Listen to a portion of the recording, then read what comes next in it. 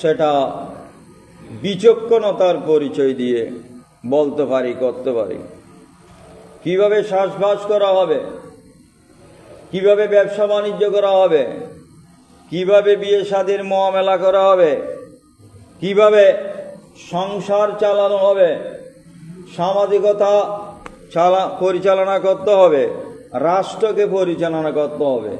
এই যে দুনিয়াবি মুআমালার বিষয়ে আমাদের এত বেশি বিচক্ষণতা, দক্ষতা, মেধা রয়েছে, আল্লাহ বলতেছেন তোমাদেরকে শুধু জাহেরি জ্ঞান রয়েছে, তোমাদের বাতিনি জ্ঞান নাই, যার কারণে তোমরা দুনিয়ামুখী হচ্ছ, আখিরাত তোমাদের কাছ থেকে দূরে সরে যাচ্ছে।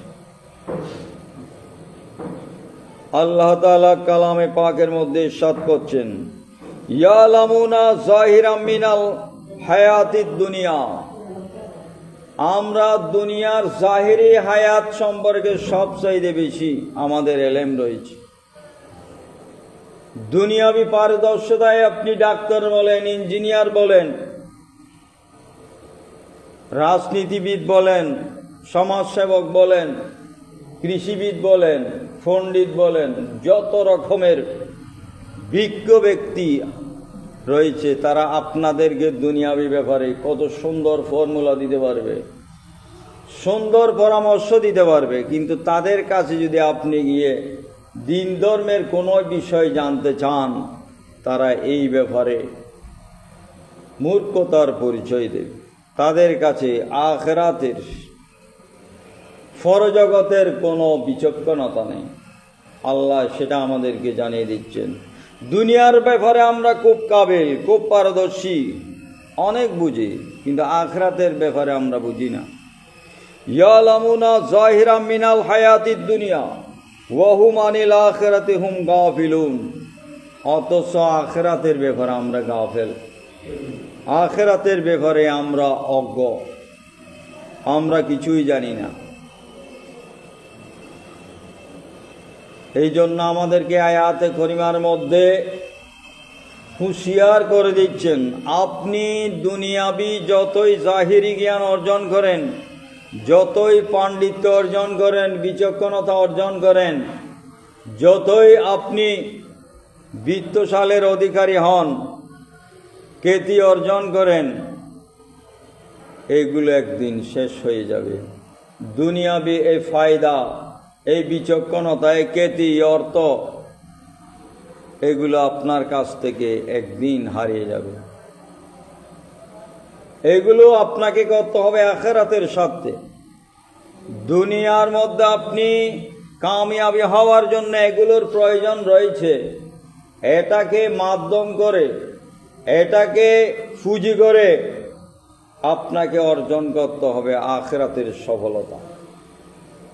তাহলে দুনিয়াও আপনার জন্য কামিয়াবি হবে, আখিরাতও আপনার জন্য কামিয়াবি হবে। আর যদি আমরা আখিরাত বাদ দিয়ে, নামাজ বাদ দিয়ে, রোজা বাদ দিয়ে, হজ বাদ দিয়ে, জাকাত বাদ দিয়ে, কোরবানি বাদ দিয়ে দুনিয়াবি মুআমালার মধ্যে যদি ডুবে থাকি, নিজের খেয়াল খুশি মতো যদি চলতে থাকি, তাহলে বুঝতে হবে আপনি দুনিয়ার একজন পণ্ডিত, দুনিয়ার একজন গবেষক, দুনিয়ার জাহিরি জ্ঞানে তুমি একজন বিচক্ষণ ব্যক্তি, কিন্তু ওহুম আনিল আখিরাতি হুম গাফিলুন, অথচ আখিরাত সম্পর্কে আপনি গাফেল, আপনি অমনোযোগী, আপনি দূরে আছেন। সুতরাং এই দুনিয়ার বাহাদুরি, ক্ষমতা, পদ পদবী, অর্থবিত্ত আপনার মৃত্যুর সাথে সাথে সব কিছু মুছে যাবে, সব কিছু বিলীন হয়ে যাবে।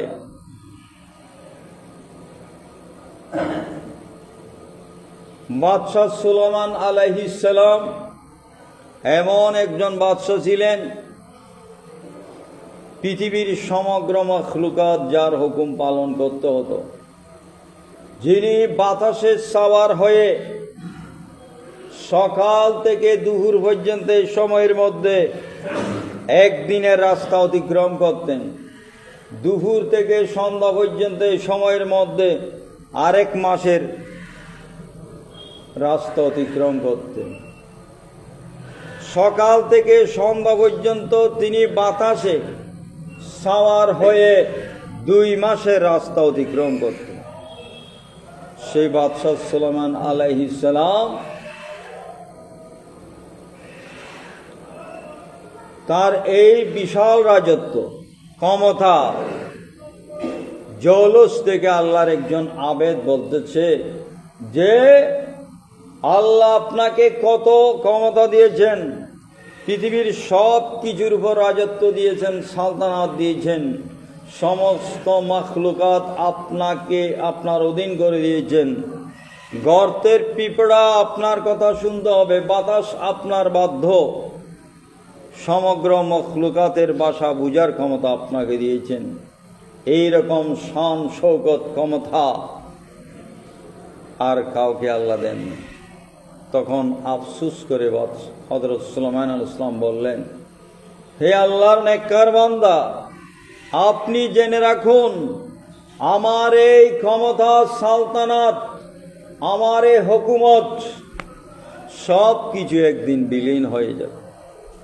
আপনি আল্লাহর সন্তুষ্টির জন্য যে ইবাদত করতেছেন, যে আমল করতেছেন, সেটা কোনোদিন বিলীন হবে না, সেটা ধ্বংস হবে না, সেটা মহান আল্লাহ আপনার আমল নামায় সংরক্ষণ করে রেখেছেন। তাহলে আমি যদি বা দুনিয়ার দিক দিয়ে যদি সালতানাত ক্ষমতার বিশাল সাম্রাজ্যের অধিকারী হই, কিন্তু আপনি আখিরাতের দিক দিয়ে অনেক ক্ষমতার অধিকারী। এই ঘটনা দিয়ে প্রমাণ করতেছেন দুনিয়ার ক্ষমতা, অর্থ, বিত্ত, পদ, পদবী, লোভ, লালসা সব কিছু একদিন নিঃশেষ হয়ে যাবে। শুধু আখিরাতের স্বার্থে আপনি যে আমল করেছেন সেগুলো আল্লাহ আপনার জন্য সংরক্ষণ রেখেছেন। এগুলোর ফায়দা আপনি দুনিয়াতেও ভোগ করবেন, আখিরাতেও ভোগ করবেন। সুতরাং জমিনের মধ্যে যেই সমস্ত ফসাদ, বিপর্যয়, অশান্তি, মহামারী, যুদ্ধ বিগ্রহ, এগুলো সব আমাদের পাপের কর্মের ফল আমাদেরকে ভোগ করতে হচ্ছে। মানুষের যখন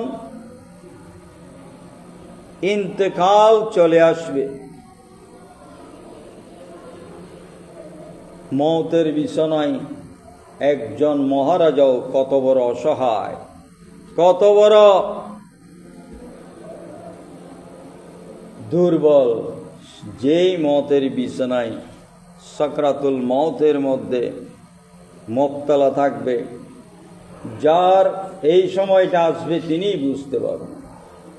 ওই মুমূর্ষ ব্যক্তিকে যদি সারা পৃথিবীর সালতানাত ক্ষমতাও যদি দিয়ে দেয়, তিনি তখন আর দুনিয়ার দিকে মুখ ফিরবেন, ওই ক্ষমতা নেওয়ার আগ্রহ দেখাবে না। তখন তার মনে একটা কি ইচ্ছা আসবে সেটাও আল্লাহ আমাদেরকে জানিয়ে দিচ্ছেন। হাত্তা ইযা জা আহাদুহুমুল মাউত, যখন আমাদের কারো কাছে মৃত্যু এসে যাবে, সে এর আগে কত চেয়ারম্যান ছিল, মন্ত্রী ছিল, এমপি ছিল, অনেক ক্ষমতার অধিকারী ছিল, 500 ছিল, এগুলো তার কোনো কাজে আসতেছে না। হাত্তা ইযা জা আহাদুহুমুল মাউত, যখন মৃত্যু তার কাছে এসে যাবে, ক্বালা রাব্বিরজিউনি লাআল্লি আমালু সালিহান ফীমা তারাকতু, আল্লাহর কাছে তখন আরজ করবে, ফরিয়াদ করবে, রাব্বিরজিউনি, হে আল্লাহ আমাকে আবার দুনিয়ায় ফিরিয়ে দিন, লাআল্লি আমালু সালিহান, আমি আবার নেক কাজ করব, ভালো কাজ করব, ফীমা তারাকতু, যেগুলো আমি তরক করে এসেছি, যেই সুযোগটা আমি পাই নাই, করার সুযোগ আমি পাই নাই, ওই সুযোগ থেকে আমি বঞ্চিত হয়েছি, আমাকে আরেকবার সুযোগ দিন, আমি দুনিয়ায় ফিরে গিয়ে শুধু আপনার ইবাদত করব, নেক আমল করব। তাকে আর সেই সুযোগ দেওয়া হবে না। বন্দুকের গুলি যেমনি ভাবে বন্দুক থেকে একবার বের হলে সেটা আর বন্দুকের ভিতর যেমনি ভাবে ফিরে আসবে না, তীর থেকে ধনুক থেকে তীর বের হয়ে গেলে ওই তীর যেমনি ভাবে আবার তার ধনুকের দিকে ফিরে আসবে না। আমার হায়াত একবার চলে গেলে সেটা আবার ফিরে আসবে। সুতরাং আমাদেরকে সতর্ক করে দিচ্ছে। জমিনে বলেন, সাগরে বলেন, যত বিপর্যয়, অশান্তি, আযাব, গজব, মহামারী যেগুলো মানুষের সুন্দর জীবন যাপনকে বাধাগ্রস্ত করে, ক্ষতিগ্রস্ত করে, এগুলো আল্লাহ আমাদের নিজের ইচ্ছাই দিচ্ছেন না, আমাদের কর্মফলের কারণে, গুনাহের কারণে, অপরাধের কারণে। আজকে এই জন্য এমন বিপর্যয় জমিনে বর্তমানে, এমন জমানা, একটা ছোট মাসুম বাচ্চা নিরাপত্তা নিয়ে জীবনযাপন করতে পারছে না। একজন নারীর ইজ্জত সম্ভ্রম রক্ষা করতে অসম্ভব হয়ে দাঁড়াচ্ছে। এইরকম একটা ফিতনা ফসাদের যুগে আমরা এসে পৌঁছেছি।